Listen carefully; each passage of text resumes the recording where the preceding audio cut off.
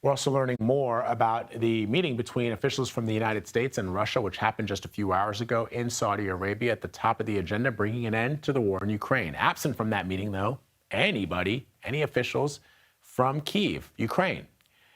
Secretary of State Marco Rubio was optimistic following the hours-long meeting, but he cautioned that the process will take some time. We're not going to pre-negotiate an end to this conflict. These are the kinds of things that have to happen through hard and difficult diplomacy in closed rooms over a period of time. We have to understand that it's been 3.5 years since there's been any sort of regularized contact between the United States and Russia, and in some cases between any of the participants in this conflict and Russia. So the goal of today's meeting was to follow up on the phone call the President had a week ago and begin to establish those lines of communication. The work remains. All right, CBS News senior foreign correspondent Holly Williams, who has covered the war in Ukraine since the very beginning, is joining me now live from London. Holly, are Secretary Rubio and the other U.S. delegates who attended this meeting reporting any progress being made when it comes to ending that war? And I think more importantly, what kind of progress can be decided if you don't actually have Ukrainian officials at the table? Good morning, Vlad. Well, Secretary of State Marco Rubio said that the two sides agreed to appoint high-level teams to try and end the war in Ukraine in a way that is, quote, enduring and acceptable to all sides. Now, as you'll remember, during the presidential campaign, President Trump repeatedly claimed that he could end the war in Ukraine in 24 hours. That obviously hasn't happened. But what we're now seeing is some really high-speed diplomacy. And for the Russians, arguably, just having this meeting today, having a phone call last week between President Trump and Vladimir Putin that apparently lasted nearly 90 minutes is already a kind of victory in itself, because Russia has been so isolated from the West by sanctions and condemnation for nearly 3 years now. Many Ukrainians, though, feel that they've been betrayed. Their president, Volodymyr Zelensky, said yesterday that his government, quote, will not recognize any agreement about us made without us. And that seems to call into question the very legitimacy of these negotiations. Rubio, though, pushed back at that today, saying that the world should be thanking President Trump.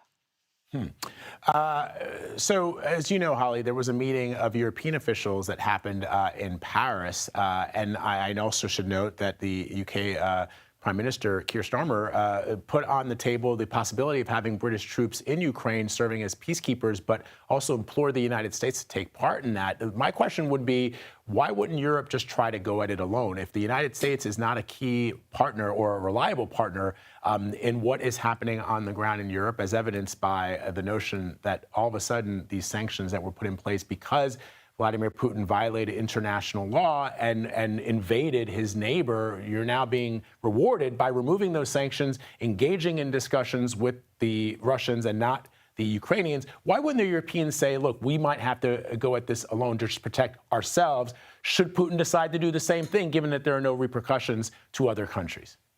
I think the short answer to that is that the US is still the most powerful country in the world with the most powerful military in the world. And Europeans believe that they need the US's support to help shore up their own security. Look, European leaders held an emergency meeting yesterday in Paris, clearly worried about being excluded from these negotiations. Remember that Europe, like the US, has committed tens of billions of dollars in aid to Ukraine throughout this war. As you pointed out, the British Prime Minister Keir Starmer says he would contribute troops to a peacekeeping force in Ukraine if a ceasefire deal is agreed. But he also said, quote, there must be a US backstop because a US security guarantee is the only way to effectively deter Russia from attacking Ukraine again. And that is the fear in Europe, that a ceasefire could be agreed that effectively allows Putin to regroup and then reinvade Ukraine in the future. Starmer will be in Washington next week to talk about that and other things with President Trump.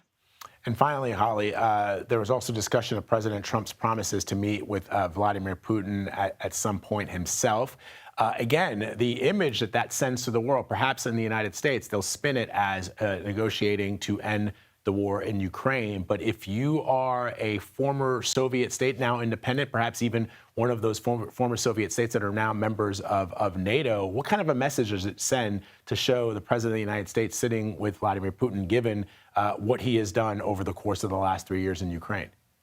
Well, look, we're expecting a summit meeting at some point between President Trump and Vladimir Putin, perhaps also in Saudi Arabia, but we don't have any timing. After the talks today, Vladimir Putin's foreign policy advisor, who was part of those talks, said it is unlikely that summit would happen next week, but we have nothing beyond that. Look, critics of the Trump administration's approach would say that a summit would be yet another coup for Vladimir Putin. All right, Holly Williams, thank you so much for your clarity, your analysis, and of course your reporting as always. We appreciate it. Okay, let's bring in CBS News White House reporter Olivia Rinaldi for more on today's meeting with Ukraine. Those officials, with regards to Ukraine, those officials discussing Ukraine's future, including the Russians and the United States, but the Ukrainians not present. How does the White House view these meetings with regards to the progress being made towards any kind of a peaceful resolution to this conflict, Olivia? Well, Vlad, it's good to be with you. It's certainly a signal that they're sending that the Ukrainians are not at the table for this specific meeting. I do want to note Vice President Vance met with Zelensky last week in Munich on the sidelines of that security conference. But these are very fast-moving talks between both sides that they're having. We know Secretary Rubio, Special Envoy Steve Witkoff, as well as National Security Advisor Mike Waltz are there having those conversations with them.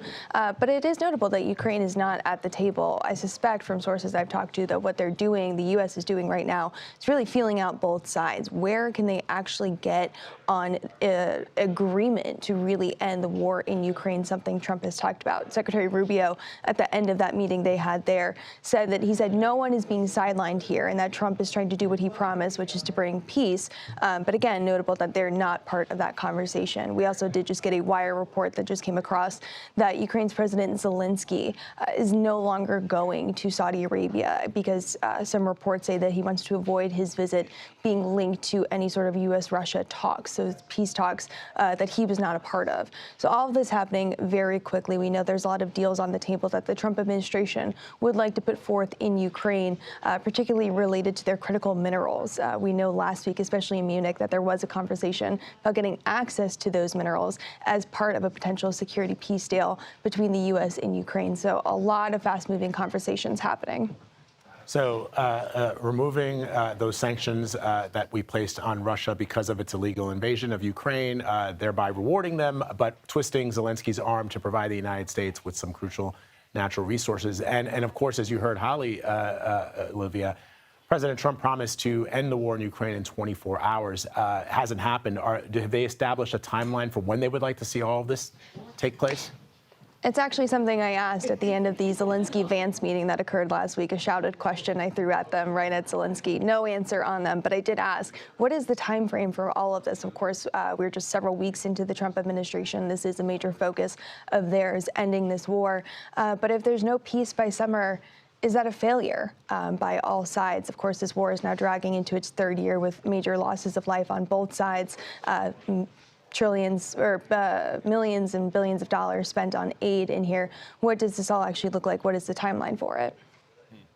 All right, let me ask you about this, Olivia. The FAA has fired hundreds of employees as the federal government continues to trim jobs. Of course, the Federal Aviation Administration, who were among the cuts. How is the Transportation Secretary, Sean Duffy, responding? I saw a couple of posts on X from the former Transportation Secretary, Pete Buttigieg, also sort of wondering the very same things that we're asking here.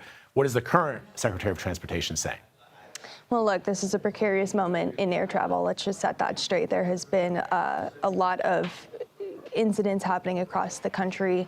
In Canada, the incident that we saw yesterday, all eyes are on the airline industry. So it's notable that the FAA did begin firing several hundred employees, and they include system specialists, safety instructors, maintenance mechanics, administrative staff, and more of those people. And you mentioned that pushback from former Secretary Pete Buttigieg, who said that this isn't the moment to be firing some of those critical workers. Sean Duffy, who is the Transportation Secretary, fired back, and he said less than 400 were let go, and they were all probationary, meaning that they had been hired less than a year ago. And he said that no air traffic controllers, zero air traffic controllers, or critical safety personnel were a part of the firings. As you know, and as I know, there is a critical shortage of air traffic controllers in this country, and it is becoming a problem, and it's something that this next administration is inheriting. So there's a lot of finger pointing going on X. Certainly some movement we're seeing from the FAA on this. We'll be interested to see how this impacts the coming weeks going forward. All right, Olivia Rinaldi reporting for us from Washington today. Thank you, Olivia.